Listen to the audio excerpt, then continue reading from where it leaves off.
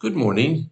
This is John from the Springs Mennonite Church, and I'm happy to be here with you today in the middle of the week. This is the week where I've been thinking about what I've called hard questions about God. The first one was, is our destiny prearranged or do we have some choice in it? And yesterday I said, is if the devil is the organizer of evil, why doesn't God just get rid of him? And today I want to look at a question. Does evil cause God pain? And I'll change that slightly. Instead of saying evil, do tragedies and sufferings cause God pain? Now, before I go any further, let me say that God is not a physical human being. He doesn't really, he can't really put our human emotions onto God. I know a lot of people do that, and I know it's important to think of that in certain ways. So it's not that God sits around crying and hurting and that sort of thing, like you and I would do. But he definitely says in many places throughout the Bible that he listens and he gosh, I want to say causes pain, but I just said you can't say that. He he is touched by the difficulties of the people he created. I'll try it that way. So in this case, where is God when tragedy and bad things happen? It'd be nice to know what in the world's he doing in the midst of this. Because from what we can see, it looks like he's on vacation. Well, this is one of those times. Here we have Jesus, the Son of God, the embodiment of God himself to the world. And we find this passage in Luke chapter 7, beginning with the 11th verse. And here's what it says.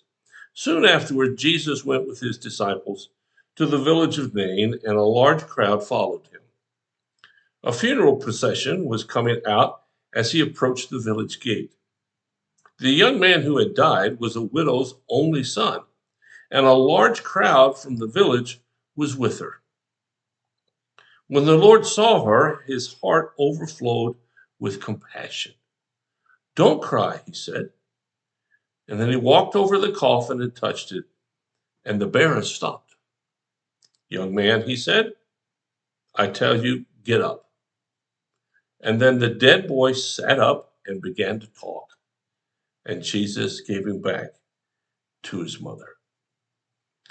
Now, this is an interesting story, and it's one that wouldn't have been all that uncommon in Jesus's day. Now, it starts out by saying that he's walking, coming up to this city, and there's lots of crowds with him. Well, that was typical in his life. People just wanted to be around Jesus, and if I had been alive during those days, I'd have been in that crowd. There's just something about him that attracted you to him. And it says that as he's approaching this village, a large funeral procession is coming out. Now, because Jesus was who he was, he could have just barged on in, the funeral procession would have stopped, waited for he and his group to get out of the way, and then continued. But he didn't do that. He knew that the lady whose son had died was much more important than he was at that moment. And so he waits. And the funeral procession comes out of the village. Says it was a large one. And he goes over to the woman, and it says his heart overflowed with compassion. Now, we don't get the power of this situation because our lives are very different. But in Jesus' day, for a wife and a mom or a dad, as they get older, their kids take care of them. If there are no kids, there's nobody to take care of you, which really amounts to a death sentence. And in this lady's case, she's also a widower. Her husband has already died. Her son is all she's got left. And now he's dead. And they're walking out to bury his remains.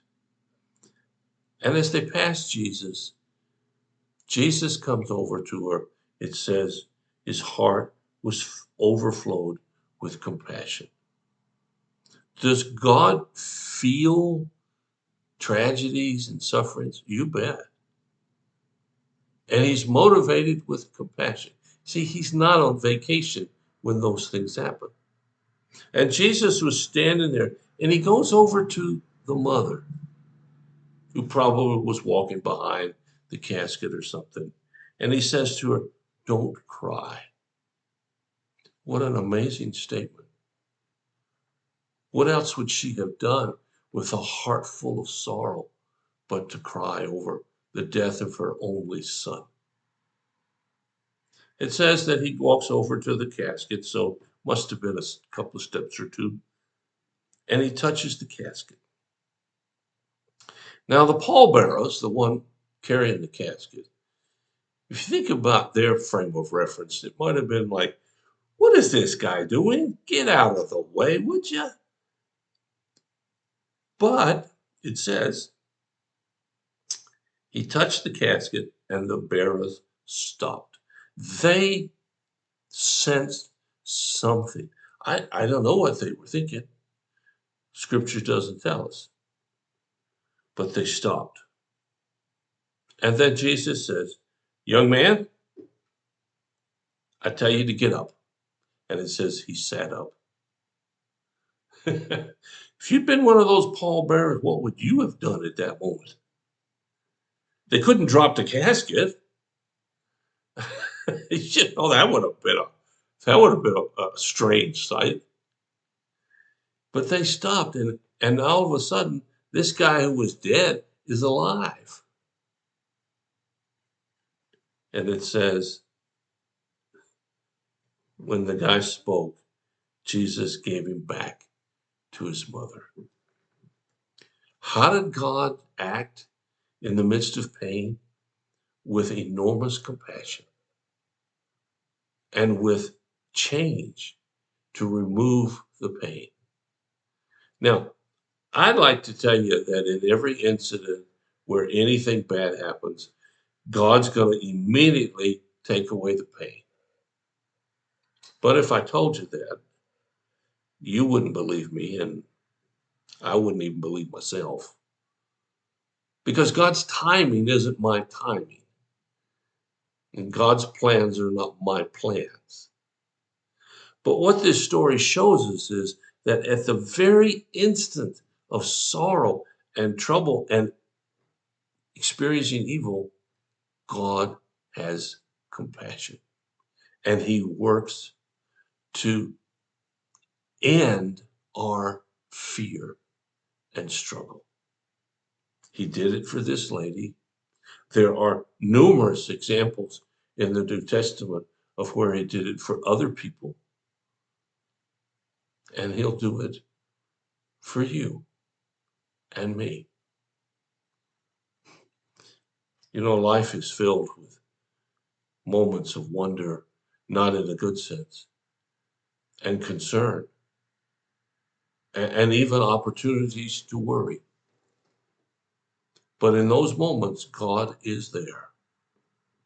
How does he respond when there's pain? He responds with his arms open and he says, "Come to me, all you who are weary, and I will give you rest." That's what he does. That's what he's always doing. I hope that helps you today. I hope it helps you the next moment you experience something like this. You're not alone, and God is definitely not on vacation. Well, thanks for listening. If you have a prayer need or concern, let us know. We'll do whatever we can as fast as we can to help meet your needs. Thanks so much for listening. I'll be back tomorrow and Friday with two more hard questions about God. Take care. I'll talk to you again.